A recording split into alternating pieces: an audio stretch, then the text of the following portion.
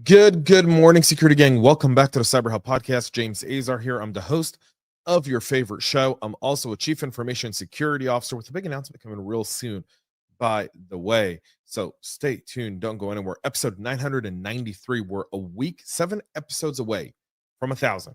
So technically, by our math, we'll hit episode 1,000, not the following Monday. So just so we're all clear. Happy day for everyone. I hope everyone's having an amazing Tuesday morning, because I know I sure am. This is a great day. Obviously, yesterday, 20 hostages were reunited with their families, and I won't lie. This one's been big. Like I said last week, I wear this every single day. 48 hostages were still being held by Hamas. 20 alive, 28 deceased. Of the 28 deceased, only 4 have been returned. Apparently, Hamas doesn't keep track of the bodies they value so highly, as they try to trade them for convicted murders with people with blood on their hands. So, with that being said, this necklace, I was hoping to be able to take it off today on the show. I was hoping I would take it, hang it right behind me here somewhere on set, and move on. But until the 24 other deceased hostages are returned to their families to a proper burial and closure, my heart remains where it's at. So with that being said, though, folks, packed show for all of y'all today. We've got a lot to talk about this October 14th, 2025. I hope you're ready. Let's have a cup of coffee this morning to get the balls going. Coffee cup cheers, y'all. Love it. All right. We're going to kick off with the UK. So Britain's NCSC, that's the National Cybersecurity Center, tallying 429 incidents from September of 24 to August of 25, of which nearly half, 204, were nationally significant and 18 were highly significant, spanning central government, essential services, and major economic sectors, signaling rising operational risk and board pressure. Now, what does this really mean? When they span these attacks, obviously, this doesn't include Jaguar Land Rover. Jaguar Land Rover happened September 1st of 2025. So they're tallying 429 incidents, of which around 222 are what they consider to be highly nationally significant or highly nationally significant to the country. And that's without the breach. That doesn't count for the breach that required a £1.5 billion bailout to keep the manufacturing and auto industry at bay while Jaguar Land Rover recovers. Let that sink in. So, what are we talking about here? What does this really mean? Why are we leading off with this story on this morning's show? Well, there's a lot to it, because what this essentially means is now the UK NCSC is not just tracking incidents based on a number, but rather based on impact to the country, to the workforce, and to the economy. And that's significant, folks. That's what's going to really change the paradigm in boardroom discussions for CISOs, for cybersecurity practitioners in the boardroom with the executive leadership. The more this gets pushed down by the federal governments, right? In the UK's case, they don't have a federal government, but in the national government, the more this becomes a topic where businesses seek to have better resilience and are willing to make investments that would be really, really critical for operations. So here's what we have to think about this. This isn't about more regulation. It's rather about regulating standards. It's about requiring organizations to meet a bare threshold of what's required from them in order to operate resiliently in the marketplace and not be a burden on the economy.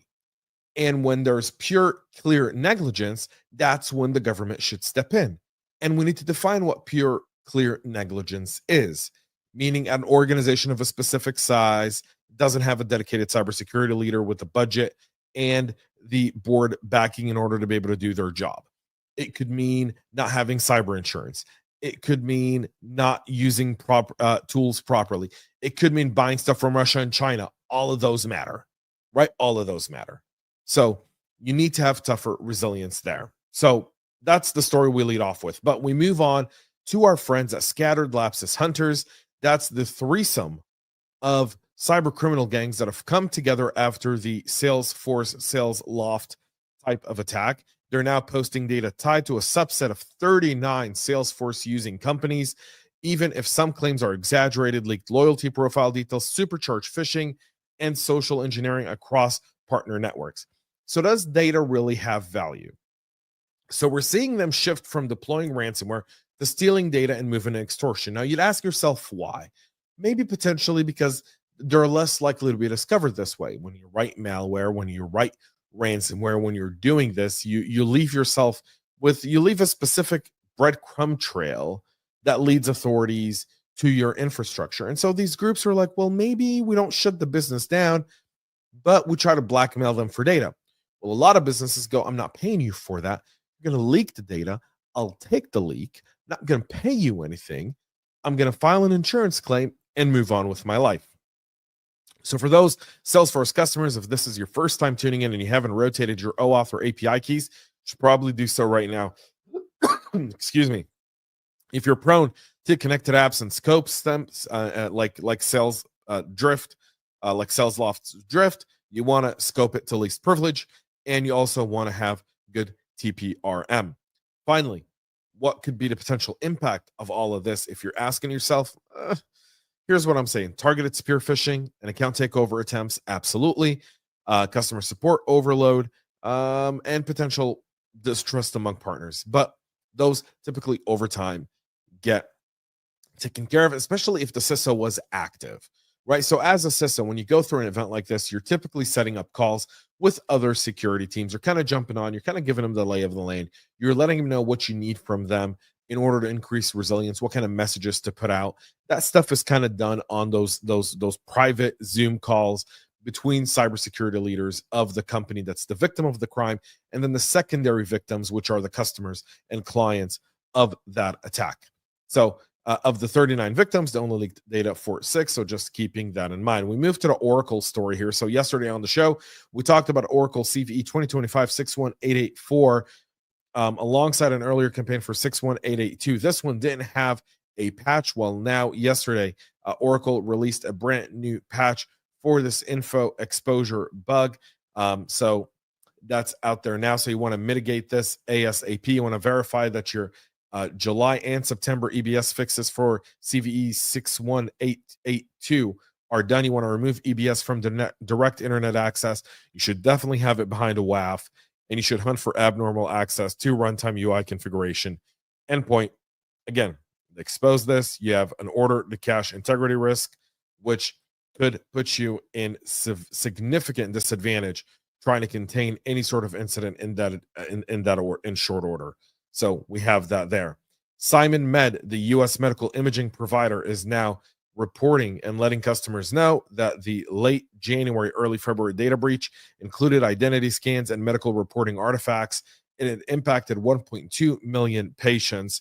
The health care's data permanence amplifies extortion, leverage, and also insurance fraud. The radiology company has 170 medical centers in 11 U.S. states and an annual revenue of more than $500 million. Medusa was the gang behind this specific attack as well.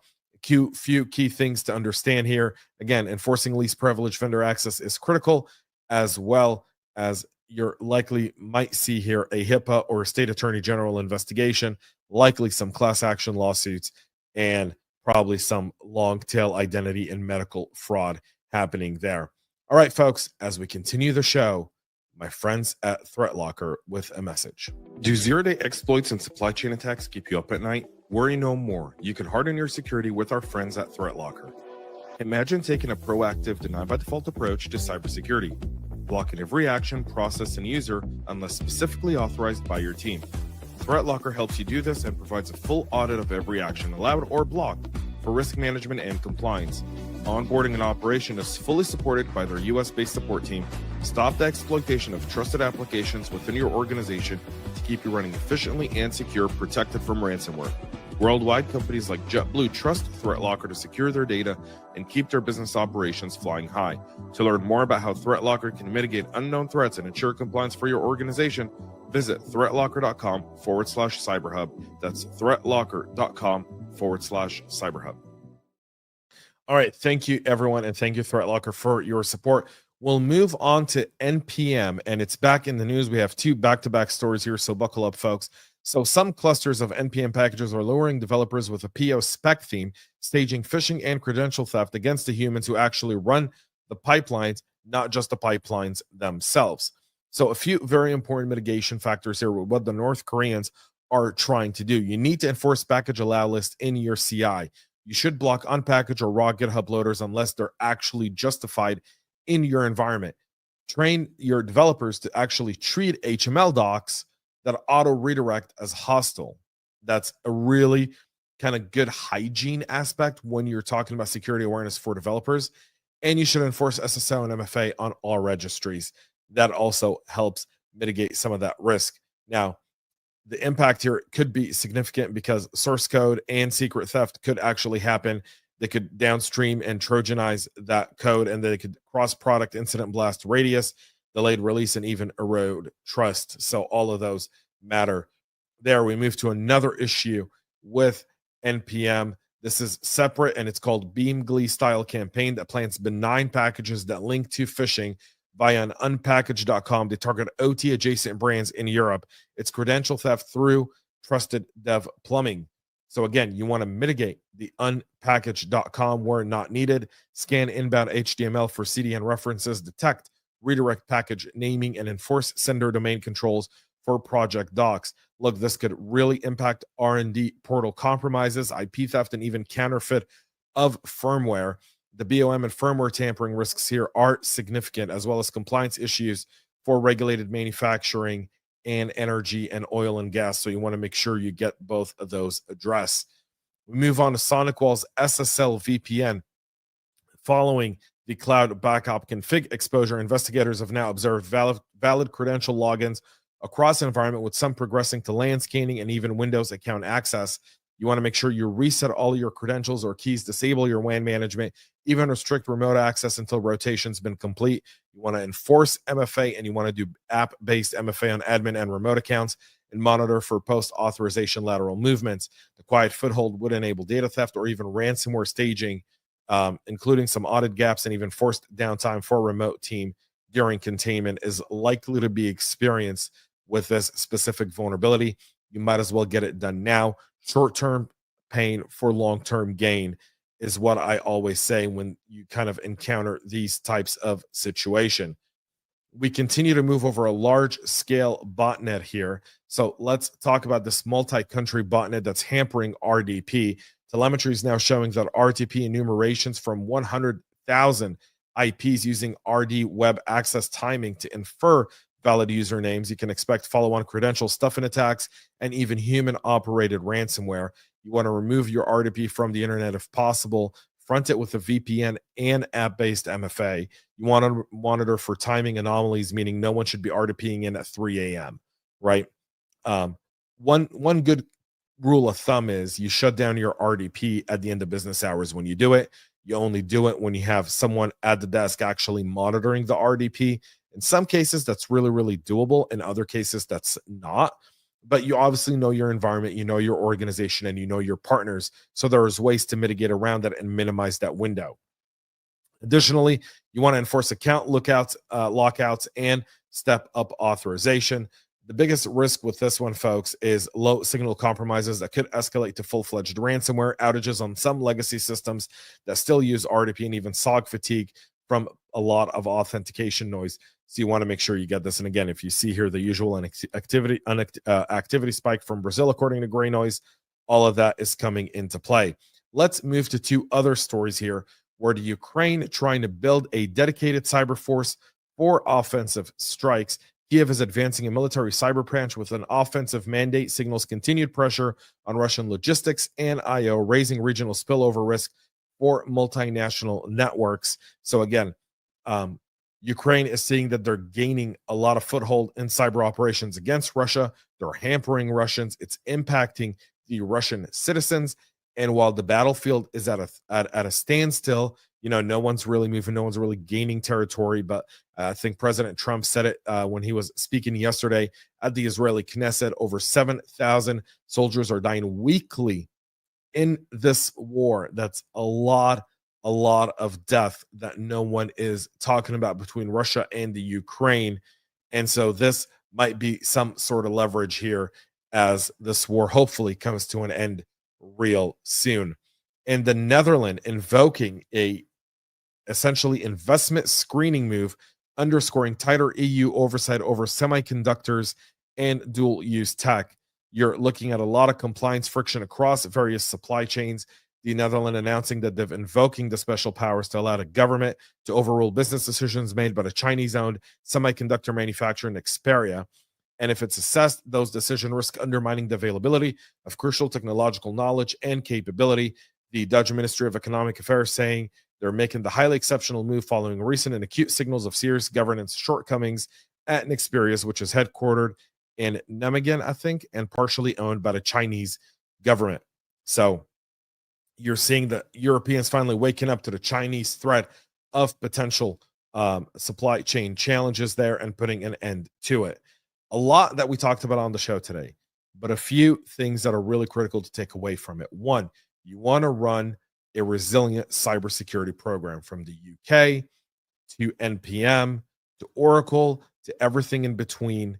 You have to build on resilience, and building on resilience means a slew of things to do. It's not an easy thing to get done, but if you're able to do it effectively, you prove your value as a security leader and you show the real value of the security investment your company makes and entrusts you with in order to support the business. This includes focusing on the human aspect, working on least trust and zero trust type of architecture. It also includes really paying attention to how the business operates and strengthening and building resilient defense in-depth strategies around the key operational aspects of the business. You also want to make sure you're patching in time, especially with the Oracle, as we see with Oracle and SonicWall. Very quickly do threat actors come in and build workarounds and get in your environment. So you want to make sure you have good SLAs in play for vulnerability management. All in all, that's it for our show today. We'll be back tomorrow at 9 a.m. Eastern live with all the latest cybersecurity news. You can find more at cyberhubpodcast.com, including a written version of this podcast with all the takeaways, everything you heard here in written format in your inbox shortly after the podcast finishes. Go to cyberhubpodcast.com, sign up there. It's absolutely free, and you'll get it all there. Thank you all for tuning in. Have a great rest of your day, and most importantly, y'all, stay cyber safe.